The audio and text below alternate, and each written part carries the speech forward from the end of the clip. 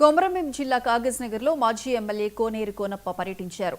అందేవెల్లి రహదారి బురదమయంగా మారడంతో స్పందించిన ఆయన తన సొంత నిధులతో మరమ్మతులు చేపట్టారు. తాను అధికారంలో ఉన్నా లేకున్నా ప్రజల కోసం పనిచేస్తానన్నారు. రహదారి పనులకు నిధులు తీసుకొచ్చినప్పటికీ కోర్టు కేసుల వల్ల అంతరాయం కలిగిందని చెప్పారు. రైతులను కొంతమంది తప్పుదారి పట్టించి కేసులు వేయించారని ఆరోపించారు. ప్రతిపక్షంలో ఉన్నప్పుడు ప్రజా సమస్యలపై పోరాటం చేశామని చెప్పుకునే నాయకులు అధికారంలోకి రాగానే ముఖం ఎందుకు చాటేశారని ప్రశ్నించారు.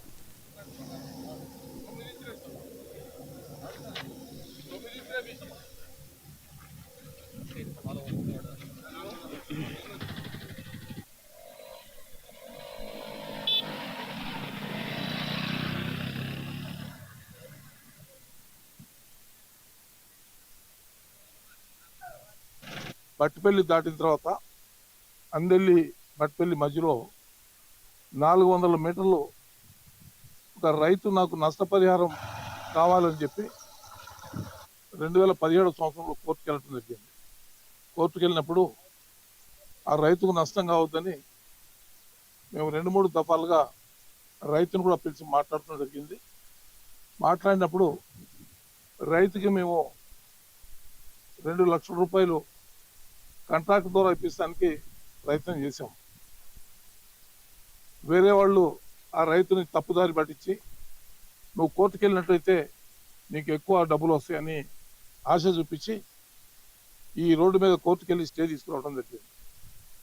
అయినప్పటికీ ఒక లేరు కంకర వేసి వెట్ మిక్స్ చేసి ఆ రోజున ఆ రోడ్డును చేసి కోర్టు స్టే వల్ల మేము ఆగిపోవడం జరిగింది.